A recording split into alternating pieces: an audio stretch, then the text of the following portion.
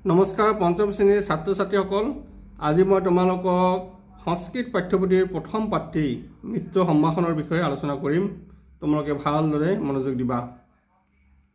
মিত্ৰ সম্ভাষণম।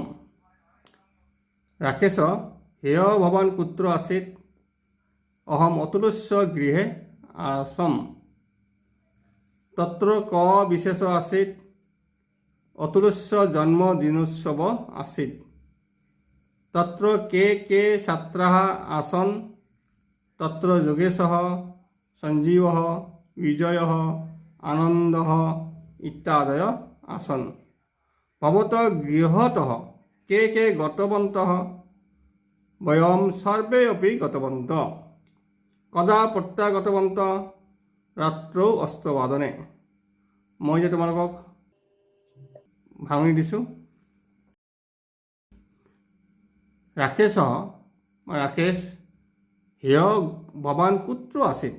ৰাকেশ, কালি আপুনি ক'ত আছিল? অহম অতুলস্য গৃহে আসম। অহম মই অতুলস্য অতুলৰ গৃহে ঘৰত আছিলোঁ। মই অতুলৰ ঘৰত আছিলোঁ। তত্ৰ ক বিশেষ আছিল। তাত কি বিশেষ আছিল?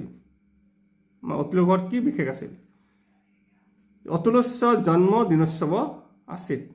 অতুলৰ জন্মদিনোৎসৱ আছিল, জন্মদিন আছিল। কাৰ আছিল? অতুলৰ, অতুলস্য। তত্ৰ কে ছাত্ৰা আসন।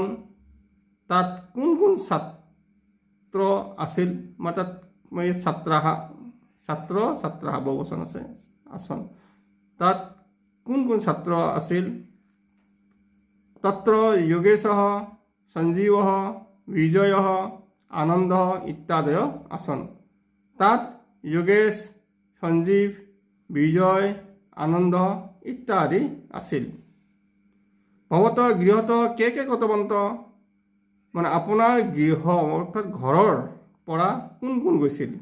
ভৱতঃ আপোনাৰ ঘৰৰ পৰা, গৃহতঃ কোন কোন, কে কোন কোন, গতৱন্তঃ গৈছিল। বয়ম সৰ্বে অপি গতৱন্তঃ। বয়ম আমি সকলোৱে গৈছিলোঁ। কদা প্ৰত্যাগতৱন্তঃ। কদা কেতিয়া, প্ৰত্যাগত উভতিছিল। জন্মদিনৰ পৰা কেতিয়া উভতিছিল? কদা প্ৰত্যাগতৱন্তঃ কেতিয়া উভতিছিল। ৰাত্ৰৌ অষ্টবাদনে। ৰাতি 8 বজাত উভতিছিল।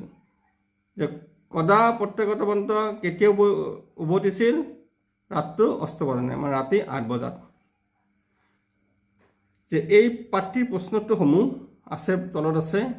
এই পাঠ্যৰ প্ৰশ্নোত্তৰসমূহ তোমালোকে এই চেনেলত লাভ কৰিবা। তাৰ বাবে চেনেলটো ছাবস্ক্ৰাইব কৰিবা। ধন্যবাদ।